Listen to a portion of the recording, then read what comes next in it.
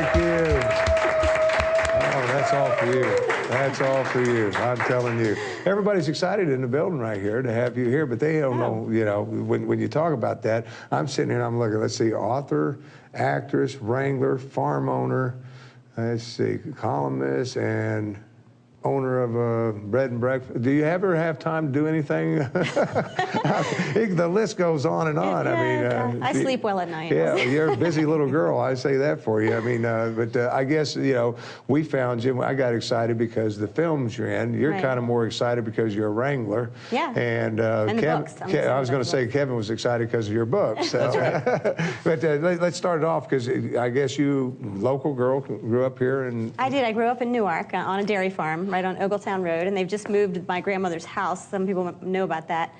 And I moved out to Maryland about 10 years ago. Yeah, it's a historic. It was claimed a historic building. It was on the National Historic Register, yes. Yeah, so and they moved it. They've moved it, and they're going to restore it, hopefully. Yeah, or they. How about the farm itself? What? Well, the farm, most of it's gone. I mean, the barn was torn down, and our little horse stable that was my books on was torn down, but the house is still there. So that was really the most historic building, so they saved that. Yeah. But you're still in the farm business, though. Oh, absolutely. Yeah, you're out in. I guess you have your own farm, but we're in Northeast Maryland. We have our own home farm in Northeast, and then we also run a barn at Fair Hill. So we have 2 facilities right now, which takes a lot of time. Which is important to people know because you've got a very successful. Yes. Farm. When you're talking about that, I guess you teach riding. We do riding lessons. We have horse-drawn carriages, pony rides, hay rides, birthday parties. You know, anything we can do to make money with horses, we do. How many horses? Bed and breakfast. Right now we have about 45. Oh, wow. Yeah. Wow, that's a good-sized horse farm. It is. Yeah. Are you the one out there grooming and doing the stables? At our home farm, it's pretty much my husband and I that work there. We have another set of people that work at the other barn, but we do pretty much everything ourselves at home. Yeah. How many horses do you have at home? We have about 20. Yeah. Oh, that's enough work in itself. It is, yeah. definitely. One is enough work. Yes, it is. Yeah, I was telling especially in the wintertime. Well, that's what I was saying. My niece wanted me to get her. You know, she wants a horse for Christmas, and you know, just that's fine and dandy. But who's going to take care of it? Right. You know, Well, send her out to my farm for about a week. She won't want a horse. Oh, she goes every day and does it. Okay, She goes. well, she enjoys. You know, Well, she does the riding part. She doesn't do the mucking. No, she does. Yeah, if you ride, if you ride, you've got to do all that too. That's part of it, my friend. The other thing is she's you don't get to go out there and just pay them money and ride and say see you later. So you got to do it all. She's 14. If she makes it through 16 when the car comes in, then you should think about it then. Then it's going to be a Mustang and it's not going to be a horse. Well, right. Usually, yeah. Well, let's go from there to films because I was excited. I actually recognized you when I saw the picture anyways. Oh, really? In the film Sixth Sense, which was a very big film. You actually had a speaking role in there and the whole works. Yeah. I was one of the dead people. Yeah, and because you played a part, I guess, in the school or? I was. If you look at the credits, it'll say Jody Dawson, burnt teacher. That was my part, and that's I didn't really have a name, but I was a teacher in the school. And when you first see me, I'm helping the little boy get ready for his school play, and I look perfectly normal because they showed me from the good side.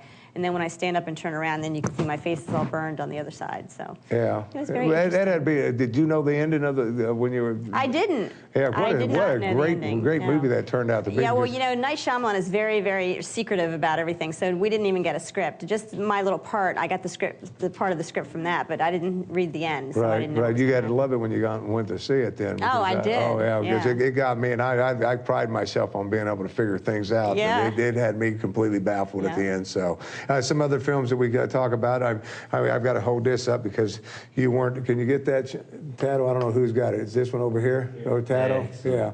I get that up there because you weren't one of the Yoders in the film, but one of my wife's favorite films. I mean, the entire Yoder family out there, and you've had a part in that. I recognize the guy with a beard. I'm sorry I didn't recognize you in that part. But, Is that from Witness? No, that's from For Richer or Poorer with Kirstie Alley and Tim Allen. That's J.O. Sander in the picture with me. Okay. And I played one of the Amish women. When the police comes up and asks for the Yoders and everybody in the whole Oh, right, okay. So it's the entire Yoder family. But so many things that you've done. I mean, I just keep on looking. I'm going to get to your books. So, okay. That's fine. I know that's important to you. I mean, that's great and everything. But I just get a kick out of somebody because I guess, coming from a farm, and what made you get it? Because you said you started at an early age. Did you do it in school, or? I really didn't have time to do any acting in school because I had to go home and take care of my horses. So, because I always had horses and I had to help on the farm. But when I got into college, I read an audition that was coming up in a local theater. So I'd always wanted to do it. So I went to the audition and I got the first part I ever tried out for. So, and then I really started doing a lot of community theater. And then I started taking some classes in Philadelphia. And I got my first movie role in Rocky V. That was the first movie I worked on. And I was a stand-in on that. And then I got an agent and just started getting calls. So, yeah, because you've done some movie with John Travolta. Yes. What was that, the Ladder 40? Ladder 49. Yeah, yes. Ladder, I was going to say 42, 49. Ladder 49. 42, 41, whatever it takes. Yeah. But some other films, I mean, just the list goes on and on. Is that something you're pursuing, or is that something just kind of? I'm not really pursuing it. I get when my agent calls me, I go for auditions. I say that your agent runs up and starts doing this. Yes, she is. No, I just don't really have a lot of time as much as I used to. But I mean, like I said, if I get a call, then I'll go to an audition. And sometimes it works out, sometimes it doesn't. But it doesn't stop there, because you're not the only one in the family that's into acting and so forth. You're actually a wrangler. When I say that, yes. You supply horses and dogs. What do you mean wrap it up? We just beginning. Can we take a break? Can I keep Joann out here? Because I found out her name's Jody.